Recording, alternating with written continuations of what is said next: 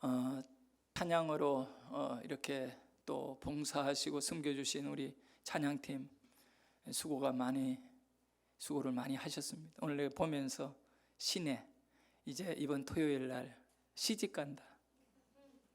얼마나 기대가 되나. 조화가 막 익하고 있는데 한번 살아봐라. 누가 그러더라고, 개 뿌리라고. 개가 원래 뿌리 없잖아. 하여간 행복하기를 소원합니다. 신랑을 확 새로 잡아야 돼요. 아셨지? 왜? 하은이가 고수니까 하은이한테 배워요. 확실하게 신랑을 딱 잡고 있는 것 같아요. 자, 오늘은 이 가상칠언 7마디의 이 주님 말씀 가운데 이제 막바지 여섯 번째입니다. 내용은 다 이루었다입니다. 헬라말로 예수님이 십자가 위에서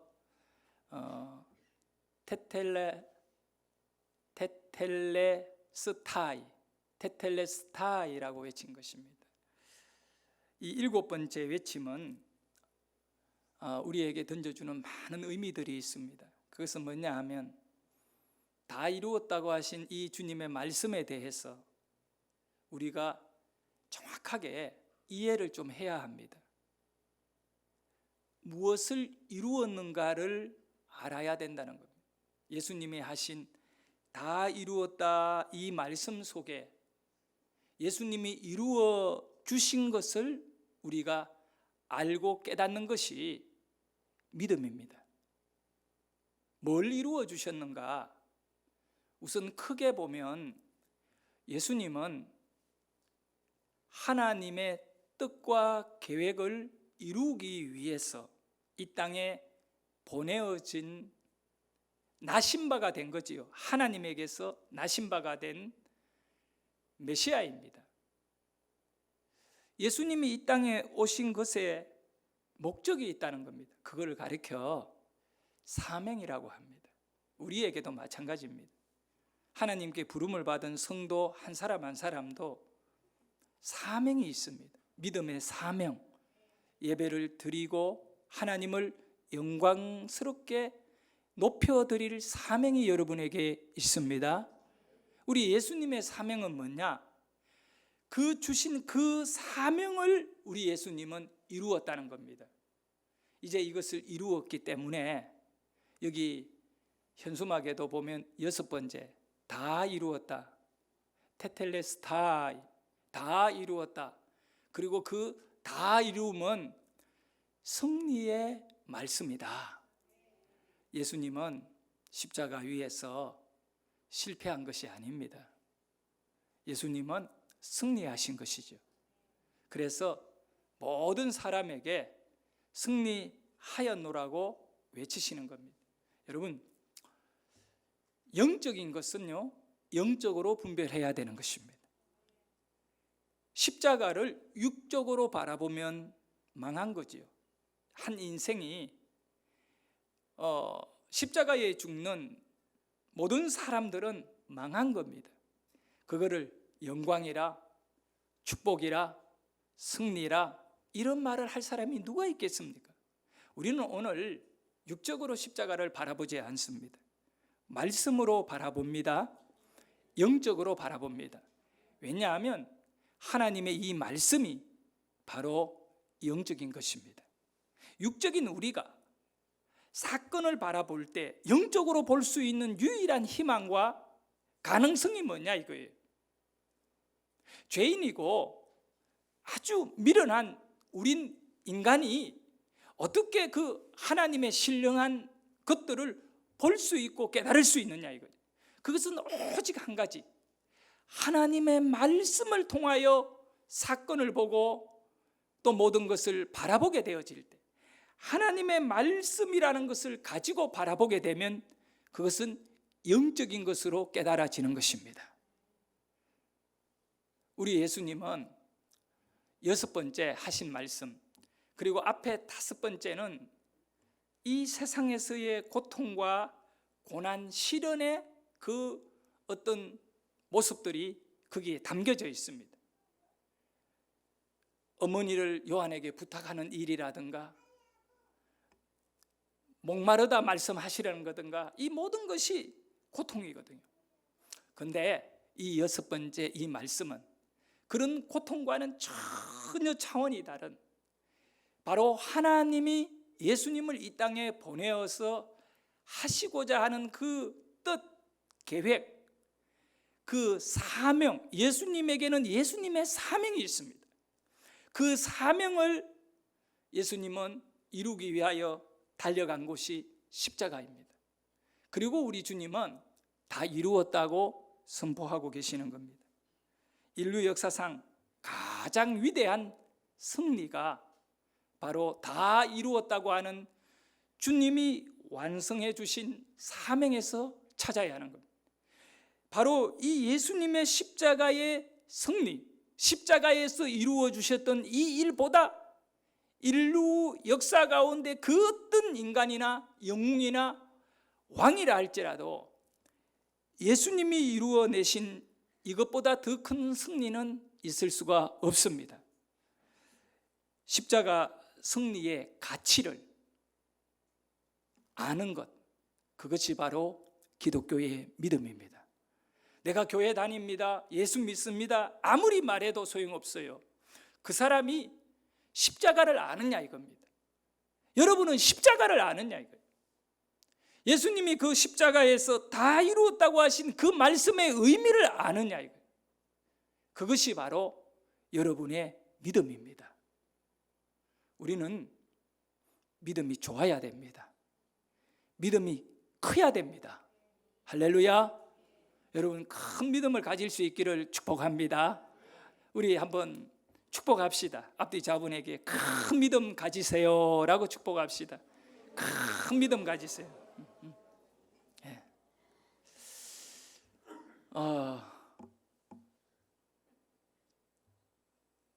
며칠 전에 그 70이 된 목사님을 만났습니다. 근데 그 목사님이 아들이 45인데 나보고 하는 말이 뭐냐면 결혼을 했는데 애가 없다는 거예요. 이 목사님은 한 13년째 사모님이 근육이 이렇게 망가지는 그 병으로 인해가 지금은 이 다니지도 못하고 휠체어에 이렇게 얹어가 병원 갔다 왔다고, 자기는 13년 동안 목회를 하면서 정말 사모님을 지극정성 이렇게 하면서 살았대요. 우리 기독신문이라고 우리 교단에 거기 이사장 되는 이 김정설이라고 하는 목사님이셔요. 우리 교회도 와가지고 헌신 예배 한번 인도하셨어요. 작년인가 저작년인가 한번 오셨어요. 이제 이분이 하시는 말씀이 뭐냐 하면, 나이가 들어서 이 손자 손녀 자랑하는 거 그만큼 부러운 게 없다는 거예요. 얻을 때는 막 짜증이 나고 화가 난대요. 예? 난 그분에게 서희 자랑한 적 없어요. 근데 그 얘기를 하시더라고요. 그래서 듣고 그럼 목사님, 내가 지난번에 광양에 집회를 갔는데 그 광양에 80이 넘은 장로님이 계시는데 한약방을 하고 계셨어요. 그 한 의원이 아니고 한약방이 옛날 있잖아요. 근데 하루에도 상당한 양, 아예 택배차가 와가지고 이 할아버지가 조제한 한약을 전국에 택배로 이렇게 보내는 그런 이 유명한 한의원이 있어요. 이 한약방이 있어요. 근데 이 담임 목사님이 저한테 무슨 얘기를 하느냐 하면 16명인가 17명을 자기가 목회하면서 애를 못 낳는 그 성도의 가정에 목사님이 이렇게 애를 낳을 수 있도록 그렇게 연결을 해줬다는 겁니다. 그러면서 그 목사님이 하시는 말씀이 뭐냐 하면 광양 그 영광에 있는 그 목사님이 하신 말씀이 일단 애를 낳아야 될 그런 분이 전도대가 오든 아니면 교회가 있잖아요. 그러면 목사님이 먼저 안수를 한대. 하나님 꼭 애를 가질 수 있도록 이렇게 생명을 달라고. 그러고는 데리고 바로 한의원에 간대. 그 목사님한테 물어봐요. 목사님, 한약의 능력입니까? 내 기도의 능력입니까? 그래서 16명인가 7명이 애를 다, 나이도 많은 분인데도 다 이렇게 애를 가졌다는 거예요. 놀라. 그래서 나를 데리고 그 한의원으로 가서 이제 진맥을 이렇게 잡아보고 뭐 이렇게 얘기를 하면서 이제 대화를 하는데, 이분이 딱 알아요. 딱 하고 제가 약한 부분이 뭔지를 알거든요. 근데 그거 딱 하더니 이쪽으로 목사님이 좀 약하네요. 그래서 이분 또 집회 와서 은혜를 참 많이 받고, 그리고 이렇게 본인이 한의원에 많이 바쁘고 이러니까 그 군사님에게 카드를 담임 목사님에게 줘서 그냥 편하게 목사님하고 강사 두 분이 먹고 싶은 대로 드시라고 이렇게 식사도 대접하신 분이 있었어요. 내가 얼굴은 그때 이제 한의원 가서 처음 봤죠. 이제 그렇게 하면서 이제 했는데, 그 김정설 목사님 아들이 45세인데 이제 애를 못 낳고 결혼한 지 한참 됐는데 며느리가 44살인가 됐대요. 그러니까 이제 나이가 많이 들었잖아요. 그래서 그 얘기를 했더니 이 목사님이 너무 좋아해가지고 그 순간에 그 자리에서 바로 그 영광에 있는 목사님에게 전화를 하는 거예요. 목사님들 다 알잖아요. 하면서 내 며느리가 40이 넘었는데 결혼한 지 지금 오래됐는데 애가 없는데 병원에 가면 특별한 이상은 없다는 거예요. 그렇게 하니까 걱정하지 말고 데리고 오라고, 언제든지 와서 내 기도 받고 한의원 가면 된다고. 자, 그 목사님이 너무 기뻐하며 막 너무 좋아하는 거예요. 그걸 알게 돼요. 그 한의원에 가면 애를 낳을 수 있는 것을 알게 되었을 때, 뭐 가봐야 돼요. 1, 2년 지나보면 이제 알겠지만, 목사님이 너무 좋아가지고 막 기분 좋게 그렇게 이렇게 하셨는데, 내가 그걸 보면서 그래서 그 교회에서는 이렇게 애를 낳으면 한 100만 원씩을 주고 싶은데, 본인이 장로님들한테도 그런 얘기하고 우리 애 놓으면 100만 원씩 이렇게 좀 이제 줍시다. 애를 안 낳으니까. 그렇게 하고 강단에서 광고하려고 딱 하는 순간에 며느리가 앉아있더래요. 그래가지고 말 못했대. 애기 없는 며느리 너무 상처를 받을까 싶어가. 그래 그거를 광고를 안 했다 하더라고요. 그 정도로 이 어려움을 갖는 가운데 이렇게 아이를 낳을 수 있는 약을 조제하고 이렇게 해주는 한의사가 있다, 할아버지가 있다, 막 너무 좋아하시는 거예요. 그래서 우리가 뭐냐 하면 이 마치 그래요. 꼭 아이를 가지고 싶은 이 할아버지의 간절한 소원이, 그게 가면 그 할아버지 한의 그 약방에 그 도움을 받겠구나 하는 기분이 좋아서 아마 이번 주 중으로 바로 며느리 데리고 아들 데리고 내려간대요. 자기가 막 그렇게 해서 통화하면서 내려가겠다고 막 이렇게 말씀을 하고 하는 그 확신이 있잖아요. 그러면 이 얘기를 제가 왜 하느냐면, 여러분이 십자가의 승리라고 하는 그 자체의 가치, 아이 없는 사람에게 한의원에서 아이를 낳을 수 있도록 도와주는 확실한 믿음을 가지고 있는 것과 같이, 알고 있는 것과 같이, 그걸 알기 전에는 그냥 이제 뭐 나이도 들었고 포기했는데 괜찮다고 와서 한번 진료해보라고 하는 이 얘기를 들었을 때 막 소망을 가지고 믿음을 가지게 되잖아요. 그러니까 여러분들도 저에게도 그냥 십자가라고 하는 것을 어떻게 알고 있느냐 이거예요. 그 십자가를 알고 있다라고 하는 것은, 십자가는 한마디로 말하면 뭐냐? 승리다, 승리. 승리의 그 가치관을 알고 있는 것이 진짜 믿음입니다. 교회를 왔다 갔다 하더라도 그것 모르면 소망 없는 거죠. 그런 어떤 삶에 대해서 큰 기대를 할 수가 없다는 겁니다. 온 인류가 죄와 죽음으로부터 노임을 받는 사건이 뭐냐? 예수님이 십자가에 죽으시는, 십자가에서 피를 흘리시고 그렇게 하는 그 제사, 제물이 되시는, 그것이 바로 온 인류, 우리 모두가 죄와 죽음에 결박되어 있던 상태에서 노임을 받아버리는 그런 사건이 예수님이 하신 말씀대로 이루어냈다는 겁니다. 너희들을 죄와 죽음에서 내가 해방했다. 바로 이렇게 선포한 것이 다 이루었다라고 하는 주님의 승리의 말씀인 줄 믿으시기를 바랍니다. 예수님께서 세상에 오신 목적은 딱 한 가지, 그것은 바로 사람들을 구원하기 위하여, 죄로부터 죽음으로부터 구원하기 위하여 십자가의 제물이 되시는, 그거를 다른 말로 하면 대속물이 되시기 위해서 그렇게 오셨다. 마가복음 10장 45절에 말씀하고 있어요. 한번 읽어봅니다. 시작. 인자가 온 것은 섬김을 받으려 함이 아니라 도리어 섬기려 하고 자기 목숨을 많은 사람의 대속물로 주려 함이니라. 자기 목숨을 많은 사람의 대속물로 주려 함이라. 바로 다 이루었다는 것은 내 것을 다 줬다는 겁니다. 십자가에서 가슴에 창이 찔린 상태에 피가 흘러내리고 아무리 이 예수님을 살리고 싶어도 이제 못 살리는 겁니다.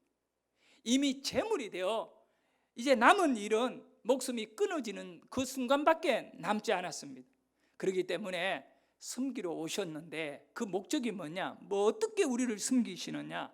배고픈 사람에게 빵을 주고 건강이 안 좋은 사람에게 건강을 회복시켜주는 치료를 해주는 것이 예수님의 승리의 목적이 아니에요.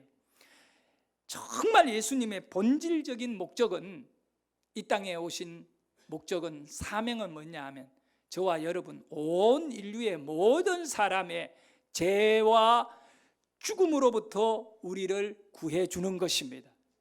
그래 대신 죽어주시고 우리를 살려주신 거예요. 예수님이 그 사명, 대신 죽어야 하는 제물이 되는 그 사명을 가지고 이 땅에 오셨는데 이제 십자가 위에서 그것을 이루었다, 우리 주님이 말씀하는 겁니다. 예수님의 십자가 죽음은 단지 한 사람의 죽음이 아니다는 사실을 기억하셔야 됩니다. 이것이 이제 영적으로 분별되어지는 믿음입니다. 성경은 예수님의 죽음은 모든 사람의 죽음이라고 말합니다. 할렐루야. 그리고 그 죽음의 결과 모든 사람은 살게 되는 줄 믿으시기를 바랍니다. 예수님의 죽음, 이 한 분이신 예수님의 죽음은 다 이루었다. 그래 모든 사람들을 다 살려냈다. 그래서 그 한 분의 죽음은 온 인류의 구원을 이루어낸 사건인 것을 기억하기를 바랍니다. 그래서 다 이루었다, 이 주님의 말씀은 승리의 말씀입니다. 예수님께서 구원의 사명을 다 이루으셨다 선포하셨는데 여기에는 네 가지 사건을 통하여, 이후에 일어난 네 가지의 그 내용을 통하여 보면 주님이 정말 우리의 메시아였고 또 모든 사람의 죄를 해결할 수 있는 분이셨다는 것을 우리가 확인을 할 수 있습니다. 첫 번째는 바로 예수님이 그 십자가에서 다 이루었다 이렇게 죽음을 이렇게 맞이하는 그 순간에, 예수님의 목숨이 딱 끊어지는 순간에 어떤 일이 일어났느냐? 성전에 휘장이 있는데 이 휘장은 성소와 지성소를 갈라놓습니다. 지성소 안에는 법궤가 있고요, 여기는 대제사장이 1년에 한 차례 속죄 죄를 위하여 사람의 죄를 이렇게 사함받기 위해서 소를 잡아 이렇게 피를 가지고 지성소 안 휘장을 열고 들어가는 겁니다. 여기는 아무나 못 들어가요. 대제사장 외에는 절대 못 들어가요. 그렇게 제사장이 들어갈 때에도 혹시 하나님 앞에 이렇게 부정한 자가 들어와서 죽임을 당할까 싶어 그 몸에 입고 있는 옷 아래에 보면 이 석류 열매 모양의 방울을 12개를 달아가지고 몸이 움직일 때마다 딸랑딸랑딸랑 소리가 나게 했어요. 그 소리가 나지 않을 때는 그 제사장이 이 휘장 안으로 들어가서 지성소에 있는 동안에 발에다가 끈을 묶어 가지고 들어가야 됩니다. 만약에 방울 소리가 안 들리면 하나님이 그 사람을 친 겁니다. 심장이 마비되는 게 돼요. 그러면 어떻게 밖에서 이 줄을 당겨서 이 제사장을, 죽은 제사장을 밖으로 끌어내야 하는 겁니다. 그러니까 두렵고 떨림으로 여기 들어가요. 여기에 지성소 안에 들어가는 것은 목숨을 담보로 들어요. 왜냐하면 여기는 지성소는 시언자 하나님이 임재해 계시는 곳이기 때문에 그렇습니다. 근데 이 지성소와 성소, 이제 성소는 등장이라고 해가지고 등대, 그러니까 촛불이 있고, 그 다음에 떡상이라 해서 이제 무교병을 구워가지고 이렇게 올려놓는 그런 어떤 내용들이 있습니다. 이 떡이 상징하는 것은 뭐냐 하면 우리가 이 말씀을 먹어야 살잖아요. 이 말씀, 그런 의미들을 다 가지고 이 성소 안이 있는데, 이 성소는 제사장들이 들어와서 불도 관리하고 떡도 바꾸어 놓고 이렇게 다 해요. 그런다 지성소 안으로는 절대 못 들어가는 거예요. 그런데 예수님이 딱 죽는 순간에 그 성소와 지성소를 갈라놓고 있는 휘장이 위에서부터 아래로 찢어버려요. 사람이 아래에서 찢은 것이 아니라 하늘 위쪽에서부터 아래쪽으로 자연적으로 찢어내리면서 이것이 무너져 내려버린 겁니다. 이제는 어떻게 되느냐? 지성소와 성소가 하나가 된 것입니다. 그 예수님의 죽음의 사건. 그런 이 얘기는 뭐냐 하면 이제는 예수님이 모든 사람의 죄를 다 담당하시고 십자가에 죽으심으로 인하여 하나님 앞에 모든 사람이 그리 끊임없이 나갈 수 있다는 것입니다. 할렐루야. 그래서 이 사건이다는 거예요. 이 사건. 그리 이루어낸 거지요. 우리가 제사장을 의지해서 우리의 죄를 용서받는 것이 아니라 우리 자신, 여러분 각자가 하나님께 기도하고 예수님을 믿고 구원을 받는 것입니다. 할렐루야. 그래서 성경에 보면 히브리서 10장 19절 20절에 잘 나와 있어요. 이 내용을 그대로 설명해 놨어요. 같이 읽어봅니다. 시작. 그러므로 형제들아 우리가 예수의 피를 힘입어 성소에 들어갈 담력을 얻었나니 그 길은 우리를 위하여 휘장 가운데로 열어놓으신 새로운 살 길이요 휘장은 곧 그의 육체니라. 새로운 살 길이 열렸다는 거예요. 전에는 우리가 이렇게 살아갈 수 있는 길이 없었다는 겁니다. 길이 없었어요, 인간에게. 그런데 새로운 길을 십자가로 열어주신 겁니다. 앞쪽에 보세요. 예수의 피를 힘입어. 할렐루야. 피가 없으면 이 길을 못 가는 겁니다. 휘장 가운데로 휘장을 찢어버리고 대제사장만이 들어갈 수 있는 그곳에 우리를 새롭게 갈 수 있도록 죽는 길이 아니라 살 길을 열어놨습니다. 할렐루야. 이것은 천국 길입니다. 우리에게 십자가는 천국의 길을 열어놓으신 겁니다. 정말 너무 놀랍죠. 예수님의 이 십자가, 그래서 다 이룬 것입니다. 더 이상 구원받는 것에 있어서 우리에게는 어려움이 없습니다. 예수님이 십자가에 죽으심으로 우리의 그 휘장은 이 죄덩어리가 있는 우리 육체가 이제 이 찢어진 휘장으로 인하여 지성소에 하나님의 임재 앞으로 다가갈 수 있습니다. 할렐루야. 그러니까 여러분들이 이제 개개인이 기도를 깊이 하십시오. 오늘 새벽에 마태복음 6장의 말씀 5절에서 8절 말씀 갖고 설교를 했는데 내용이 뭐냐 하면 너희들은 기도할 때 중언부언하는 기도라 사람에게 보이려고 시장 통해서 할렐루야 아멘 이런 기도하지 마라 이 내용. 그럼 어떻게 해야 되느냐? 은밀한 중에 들으시는 하나님께 골방의 기도를 해라. 이 은밀한 기도가 어떤 기도냐면 깊은 기도입니다. 할렐루야. 깊다는 것은 다른 거 아니에요. 그것이 어디에든 상관없어요. 하나님을 가슴 안에 느끼는 기도 열려 있거든요. 휘장이 열려 있거든요. 할렐루야. 그 여러분이 하나님을 느끼시는 은혜에 기도가 이루어지고 예배가 이루어지고 또 살아가면서 이렇게 펼쳐지는 사건들을 보면서 우리 하나님이 도와주시고 계시구나, 이렇게 하나님을 느끼는 자가 되기를 바랍니다. 네. 대제사장만이 느낄 수 있는 하나님을, 휘장을 예수님이 십자가의 죽음으로 찢어버리고 여러분에게 다 느끼게 하신 것입니다. 그래서 오늘 이후로는 여러분들이 개인적으로 기도를 통하여 예배를 통해서 또 성경을 읽으면서 영적으로 하나님을 느끼시기를 축복합니다. 그리고 예수님께서 다 이루으셨다, 이것이 바로 우리의 구원과 죄와 사망에서 우리를 놓아주고 완벽하게 이루었다는 것을 알 수 있는 두 번째 증거가 있습니다. 그건 뭐냐 하면 기독교의 가장 중요한 사실, 부활입니다. 부활. 예수님이 다 이루셨기 때문에 부활이 가능한 분입니다. 만약에 그분이 말만 다 이루었다가 하고 죽었는데 다시 살아나지 않았다면 가짜예요, 가짜. 근데 그 예수님이 다 이루었다. 왜냐하면 우리 예수님이 부활의 첫 열매가 되셨거든요. 할렐루야. 이루어 주신 것입니다. 그분은 하나님의 아들이시기 때문에. 자, 하나님이 죽음에서 예수님을 살려주셨습니다.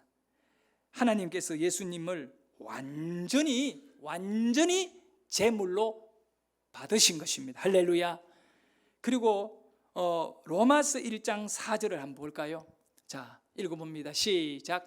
성결의 영으로는 죽은 자들 가운데서 부활하사 능력으로 하나님의 아들로 선포되셨으니 곧 우리 주 예수 그리스도시니라. 그럼 예수 그리스도는 누구냐? 성결의 영으로는 죽은 자들 가운데서 뭐 했다고요? 부활해버렸다. 아무도 부활할 수 없는데 우리 예수님은 이렇게 부활했는데 하나님의 아들로 선포되었다는 것입니다. 하나님의 아들로 선포된 것입니다. 그래서 하나님 아들은 죄가 없는 분이잖아요. 그 죄가 없는 예수님이 죽은 것은 여러분의 죄를 다 감당하시고 죽으면서 내가 다 이루었다, 너를 구원하게 완벽하게 다 이루었느니라. 여러분 축하드립니다. 완벽한 구원을 받으신 겁니다. 부족함이 없고 더 노력해야 할 이유가 없는 것입니다. 남은 것은 그 은혜 감사하여 하나님 앞에 믿음으로 살아가는 것이죠. 예. 하나님의 아들이심을 부활을 통하여 우리는 확인하는 겁니다. 찬송가 가운데에도 웬 은혜인가? 예? 나 같은 죄인을 구원해 주셨느냐? 웬 말인가? 웬 은혜인가? 바로 우리는 그 은혜의 감동이 넘치는 그런 날마다의 여러분의 영성이 될 수 있기를 축복합니다. 그리고 우리 예수님이 다 이루었다, 여러분을 죄와 사망에서 완벽하게 구원하셨다라고 하는 증거, 세 번째는 뭐냐 하면 예수님, 하나님은 이제 하늘로 올리고 가셔서 하나님 어디에 앉으셨다? 우편에 앉으셨습니다. 하나님 우편에 앉으신 것입니다. 여러분, 우리 예수님은 이렇게 아주 소중한 분입니다. 하나님께서 가장 귀하게 여기십니다. 왜냐하면 너무나 귀한 일을 하셨거든요. 할렐루야. 성자 예수께서 인류의 구원을, 사명을 갖고 이 땅에 와서 얼마나 힘들고 어려운 그 과정을 십자가를 앞두고 겟세마네 동산에서 처절하게 땀을 흘리며 기도하셨잖아요. 그러면서 할 수만 있으면 아버지여, 이 잔을 내게서 피하여 가게 해 주십시오. 그렇게 땀을 흘리며 기도하시면서 마지막에는 참 우리 주님의 놀라운 기도, 내 뜻대로 마옵시고 아버지의 뜻대로 하옵소서. 이 예수님의 기도는 뭐냐면, 주님, 정말 죽는다는 것은 너무 어려운 거지만 그러나 아버지의 뜻, 하나님이 내게 준 목적, 그것은 예수님에게는 사명입니다. 예수님은 마지막 기도의 내용이 뭐냐 하면 내 하나님 아버지 사명의 길을 가겠습니다. 사명의 길을 가겠다는 것입니다. 내 뜻대로 마옵시고 아버지의 뜻대로 하옵소서. 할렐루야. 여러분들도 항상 영적인 정말 큰 일을 하는 인물 되기를 소원하는데 일반적인 것은 이런 기도를 해야 할 이유가 없는 것입니다. 뭐 놀러 가고 사람 만나고 일하고 이렇게까지 갈등 일어날 일이 없잖아요. 그러나 여러분들에게 있어서 정말 큰 영적인 일이 이루어졌을 때에는 내 뜻대로 마옵시고 아버지 뜻대로 하옵소서라고 하는 사명자가 될 수 있기를 축복합니다. 사명자가 누구냐? 하나님의 뜻이 있는 사람이 사명자입니다. 하나님의 뜻이 없다면 그는 사명을 받지 않은 것입니다. 그러니까 여러분들도 영적으로 하나님 앞에 귀한 일을 감당할 수 있는 인물이 되었으면 좋겠어요. 그러면 이제 내가 원하는 것과 하나님의 뜻은 항상 다르거든요. 그럴 때에 우리가 이제 자신을 산 제물로 하나님께 내어주는 겁니다. 하나님, 하나님의 뜻대로 순종하겠습니다. 그러면서 이렇게 복종하는 것이죠. 이 내용은 하나님 우편에 앉았다. 히브리서 10장 12절에 보면 나와 있어요. 한번 읽어봅니다. 시작. 오직 그리스도는 죄를 위하여 한 영원한 제사를 드리시고 하나님 우편에 앉으사. 하나님의 우편에 왜 앉았느냐 하면 제사를 드렸기 때문에 영원한 제사. 이 제사가 십자가거든요. 십자가의 예수님은 제물이었거든요. 바로 이 십자가에서 다 이루었다. 테텔레 스타이. 뭐냐? 주님을 위해 순종했다는 겁니다. 하나님께 순종했다는 겁니다. 복종했다는 거죠. 십자가 거부하지 않았다는 겁니다. 그래서 우리 하나님은 그 예수님을 우편에 앉히는 것입니다. 그 예수님의 좌편에는 누가 앉는가? 여러분입니다. 여러분이 되셔야 됩니다. 사명을 가진 자이기를 축복합니다. 주님을 위해 남아있는 생에 일하시기를 바랍니다. 정말 주님 앞에 여러분을 드리시고 예수님과 같이. 네 번째 마지막으로는 다 이루었다. 여러분을 죄와 죽음에서 완전히 해방한 이 이루었다는 증거가 뭐냐 하면 우리 주님 말씀대로 우리에게 성령을 보내주신 겁니다. 만약에 성령이 우리에게 이렇게 임재하지 않았다면 예수님이 다 이루었다는 이것이 우리 안에 영적으로 연결이 되지를 못하는 겁니다. 바로 십자가와 여러분의 신앙과 삶이 연결되는 것은 성령이에요. 성령. 여러분 지식으로는 절대 십자가와 연결이 안 되는 것입니다. 배운다고 되는 것도 아닙니다. 묵상하고 깨달으려고 해가 깨달아지는 것이 아닙니다. 이거는 믿겨지는 것입니다. 할렐루야. 이 믿음은 성령이 감동을 주는 것이죠.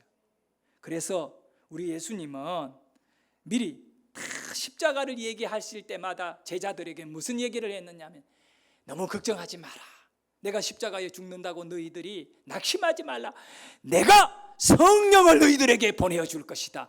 이 십자가는 성령을 보내주는 약속인 것입니다. 오늘 우리가 제대로 믿음 생활하려면 성령 충만해야 되고 성령의 감동을 받아 헌신하는 것 아니겠습니까? 성령이 여러분에게 감동을 주면 목숨도 하나님께 드리고 11조도 드리고 다 감당이 되는 것입니다. 할렐루야. 여러분 성령 충만한 삶을 사십시오.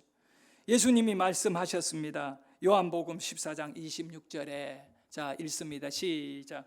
보혜사 곧 아버지께서 내 이름으로 보내실 성령 그가 너희에게 모든 것을 가르치고 내가 너희에게 말한 모든 것을 생각나게 하리라. 성령은요 여러분에게 가르쳐 주는 것입니다. 전혀 알지 못한 것을 알 수 있도록 가르쳐 주시고 또 우리가 배우고 경험하고 누렸지만 은혜 받았지만 자꾸 잊어버리거든요. 그런데 이 성령님이 내 안에 계시면 또 그런 은혜를 은혜로 깨닫게 하여 주시고 알게 하시고 깨우치게 하여 주시고, 그래서 여러분에게 필요한 것이 있습니다. 성령 충만입니다. 우리 예수님은 제자들에게 마지막 부탁이 성령 받기 전에 전도하러 나가지 마라. 성령 받아라, 성령 받아라.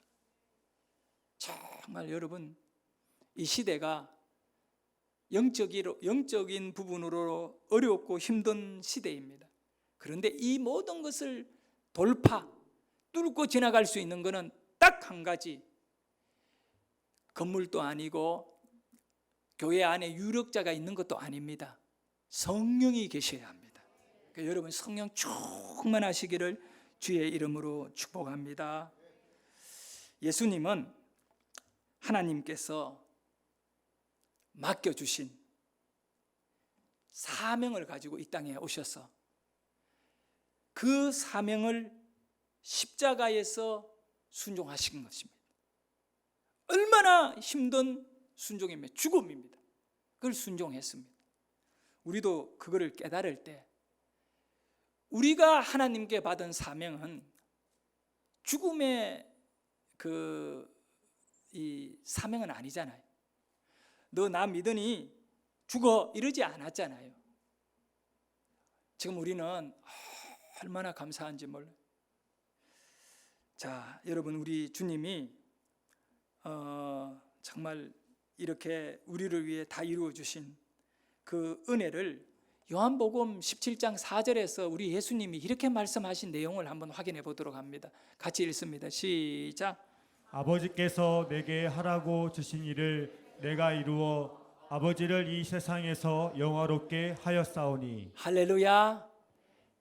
하나님을 영화롭게 했다는 겁니다. 뭐냐 하면 아버지는 하나님께서 내게 하라고 주신 일, 이게 사명이거든요. 하라고 주신 일이 뭐냐면 십자가 짊어지라고, 십자가에 죽으라고 주신 이 일을 내가 이루어, 할렐루야, 이룬다. 테텔레스타이, 내가 테텔레스타이 하여 다 이루어 하나님을 이 세상에서 영화롭게 하는 겁니다. 할렐루야. 그것은 뭘 의미하느냐면 여러분을 통하여, 세상에는 사람을 말하는 것, 하나님이 세상을 이처럼 사랑하사, 하나님이 사람을 이처럼 사랑하사 독생자를 주셨으니, 바로 세상은 사람입니다. 여러분입니다. 여러분. 우리 예수님은 하나님이 그 주신 사명, 십자가에 죽어야 된다라고 하는 하나님의 계획과 목적을 가지고 이 땅에 오셔서 그 사명에 순종하여 사람들을 통하여 하나님을 뭐하게 한다고요? 영화롭게 하는 것입니다. 곧 십자가에서의 주님의 죽음은 여러분이 하나님을 하나님으로 알게 되고 하나님을 구원의 창조자로 또 구원자로 믿게 되는 줄 믿으시기를 바랍니다. 그래서 믿는 사람들을 통하여 하나님이 영광을 받으시는 것입니다. 여러분을 통하여. 자, 여러분이 무슨 자격으로, 무슨 능력으로 하나님께 영광을 돌릴 수 있습니까? 그런데 있다는 거예요. 뭐냐? 여러분은 십자가를 믿습니다. 그 이유가 있기 때문에 십자가의 은혜 안에 나는 하나님의 자녀가 되었고 하나님께 영광을 돌릴 수 있는 존재가 되었다라고 하는 존재론의 변화가 일어났음을 믿으시기를 바랍니다. 여러분, 이름이 바뀌어진 것이 아니라 존재가 바뀌어졌습니다. 바로 마귀와 죄의 자식으로 있다가, 그 쫄개로 있다가 하나님의 자녀가 되었다는 것을 믿으시기를 바랍니다. 말씀을 마무리하겠습니다. 예수님이 다 이루었다 말씀하셨습니다. 그는 헬라 말로 테텔레스타이라고 말합니다. 테텔레스타이. 이 말은 인류의 구원, 여러분의 구원을 다 이루신 것입니다. 십자가의 믿음이 그렇게 소중한 것. 근데요, 이 테텔레스타이라고 하는 이 헬라어는 당시 예수님 시대에 보편적으로 많이 사용되던 단어였다는 겁니다. 그 중에 몇 가지를 보면 화가가 그림을 그리잖아요. 그림을 그리면 여러분, 그림이라는 거는 이 중간이 있고 완성이 있어요. 조각을 하든 그림을 그리든 간에 마지막에 다 그려야 작품이 완성이 되거든요. 미완성이 아니라 화가가 그림을 완벽하게, 조각가가 조각을 다 끝내고 나면 그때 그 작품에 대하여 뭐라고 얘기하느냐? 이 작품은 테텔레스타이, 완성했다 말하는 거예요. 완성이라는 말입니다. 그리고 계약을 하고 매매할 적에 집을 팔고 살 수 있고 논밭을 팔고 사잖아요. 그 당시에는 노예도 팔고 사요. 그때는 계약서를 썼어요. 이 사람들이 계약서를 딱 쓰고 이제 그거를 권리를 돈을 주고 넘길 때 그때 사인을 하면서 뭐라고 말하느냐? 계약이 성립되었다 할 때 테텔레스타이라고 말합니다. 완전히 이루어졌다. 주님이 하신 이 말씀은 바로 완성했다, 완벽하게 다 이루었다, 그 뜻입니다. 여러분 안에 이 기쁨을 누리십시오. 십자가의 이 가치가 곧 여러분의 믿음의 크기거든요. 이 십자가가 얼마나 나에게 영광과 은혜가 되는가, 이거를 아는 만큼 여러분의 믿음은 큰 믿음이 되고 세상이 무섭지가 않아요. 세상은 아무것도 아니에요. 왜냐하면 여러분을 죽일 수가 없거든요. 죄와 죽음은 예수님이 해결했거든요. 할렐루야.